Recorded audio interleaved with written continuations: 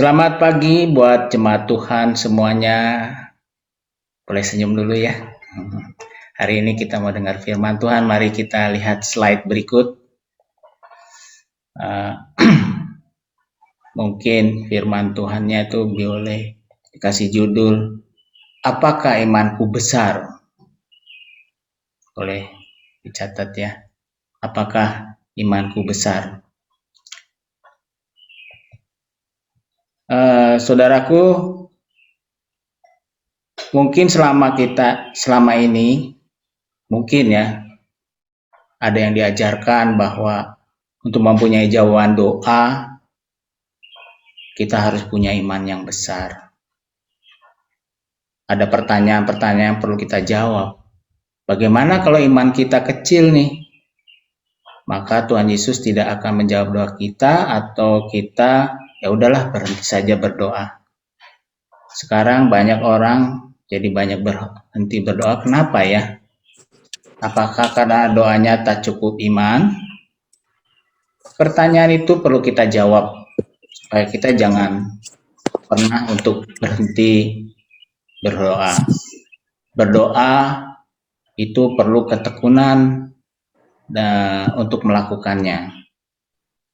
Memang dalam berdoa seperti yang kita lakukan pagi ini, kita perlu iman. Tanpa iman kita akan sia-sia tentunya ya. Apakah mendoakan orang yang sekarang sedang menghadapi sakit yang disebabkan oleh virus COVID harus punya iman yang besar supaya saudara-saudara kita sembuh? Kita menganggap bencana ini atau permasalahan ini sangat besar, jadi perlu iman yang besar. Terus kalau imannya kecil, apakah COVID-nya akan berhenti? Firman Tuhan katakan, tetaplah berdoa.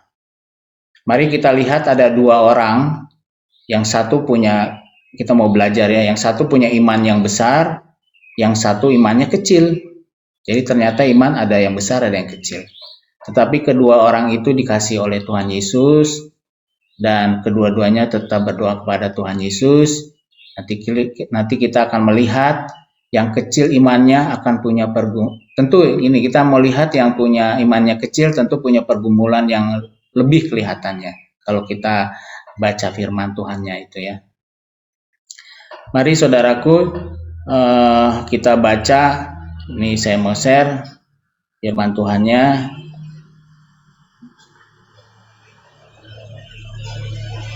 Dari Matius 8 ayat yang ke-5 sampai ke-8. Firman Tuhannya berkata demikian, saudaraku. Ketika Yesus masuk ke Kapernaum, datanglah seorang perwira mendapatkan dia dan memohon kepadanya, Tuhan, hambaku terbaring di rumah karena sakit lumpuh dan ia sangat menderita. Yesus berkata kepadanya, aku akan datang menyembuhkannya. Tetapi jawab perwira itu kepadanya, Tuhan, aku tidak layak menerima Tuhan di dalam rumahku. Katakan saja sepatah kata, maka hambaku itu akan sembuh. Ini pernah dibagikan Mas Kris beberapa hari yang lalu. Nah, ini adalah konklusinya adalah untuk orang yang imannya besar. Pak perwira ini imannya besar. Kita lihat yang imannya kecil ya. Sekarang ada lagi yang imannya kecil, yaitu kepala rumah ibadat. Markus 5 ayat 22 sampai 24. Datanglah seorang kepala rumah ibadat yang bernama Yairus. Ketika ia melihat Yesus, tersungkurlah ia di depan kakinya dan memohon dengan sangat kepadanya, anakku perempuan sedang sakit, hampir mati. Datanglah kiranya dan letakkanlah tanganmu atasnya, supaya ia selamat dan tetap hidup. Lalu pergilah Yesus dengan orang itu. Orang berbondong-bondong mengikuti dia dan berdesak-desakan di dekatnya. Saudaraku, kita punya cerita yaitu Perwira dan Yairus gitu ya. Perwira tidak perlu Yesus datang ke rumahnya untuk mendapatkan jawaban permintaannya. Kalau Yairus perlu Yesus datang ke rumahnya untuk mendapatkan jawaban permintaannya.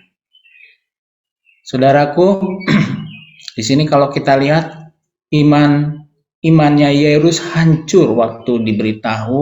Kalau kita baca lagi di Markus 5 seterusnya ya, bahwa anaknya mati tetapi Yairus mendapatkan jawaban doanya. Anaknya sembuh bahkan bangkit dari antara orang mati. Inilah pergumulan orang yang imannya kecil gitu ya. Sebentar, saya mau share firman Tuhannya seperti ini.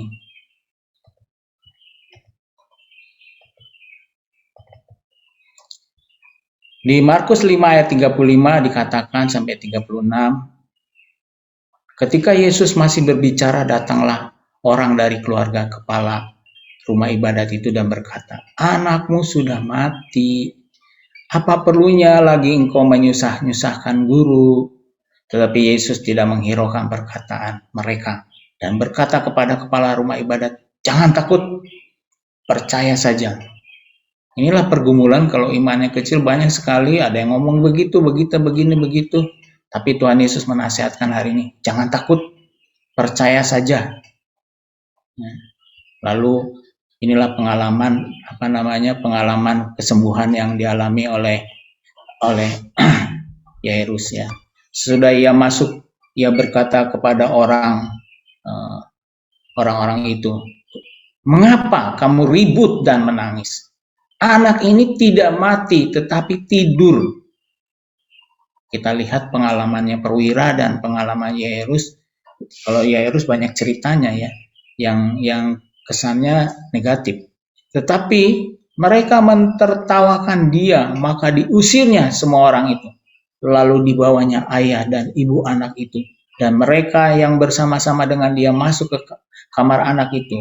Lalu dipegangnya tangan anak itu, katanya, "Talitakum," yang berarti, "Hai anak, aku berkata kepadamu, bangunlah." Seketika itu juga anak itu bangkit, berdiri dan berjalan. Sebab umurnya sudah 12 tahun. Semua orang yang hadir sangat takjub. Jadi saudaraku, kita melihat dua perkara di sini, si Perwira dan Yairus. Kalau Yairus, imannya besar, jadi dia tinggal pulang, dia bawa perkataan Tuhan Yesus dan dia yakin, dia bersuka cita, dia melihat bahwa orangnya sembuh. Tapi beda dengan Yairus. Kita sekarang ada yang di mana? Ada yang seperti Yairus atau Perwira, punya iman besar atau punya iman kecil. Tapi berita yang paling menyenangkan hari ini adalah Tuhan Yesus sayang kita semua. Dia mau datang ke rumah kita, seperti kepada rumah Yairus. Apa yang kau minta? Tapi Tuhan katakan, jangan takut, percaya saja. Yang sakit, yang COVID, kalau dengar ceritanya tiap hari, everyday, banyak sekali pergumulannya yang gak gampang. Satu pihak takut ini, takut itu. Tuhan bilang hari ini, jangan takut, percaya saja. Jadi saudara, Tuhan tidak menuntut iman yang sempurna sebelum mengabulkan permohonan kita. Jadi, tetaplah berdoa tanpa henti. Dan nantikan jawaban mujizat yang terjadi atas kita. Firman Tuhan dikatakan di 1 Tesalonika 5 ayat 17, tetaplah berdoa. Kalau bahasa Indonesia sehari-harinya, dan berdoalah senantiasa. Jadi berdoa jangan pernah berhenti. Ayo teman-teman kita semuanya, ajak saudara-saudara kita berdoa. Kita berperan dalam masa pandemi ini bagi saudara-saudara kita. Mungkin kita adalah orang-orang yang dibutuhkan oleh mereka untuk mendoakan apa yang mereka perlukan dalam pergumulan di masa pandemi ini. Jadi Tuhan Yesus sangat sayang kepada jemaatnya. Yang sakit disembuhkan, yang berkekurangan dipenuhi keperluannya. Yesus mengasihi kita semua. Mari kita berdoa.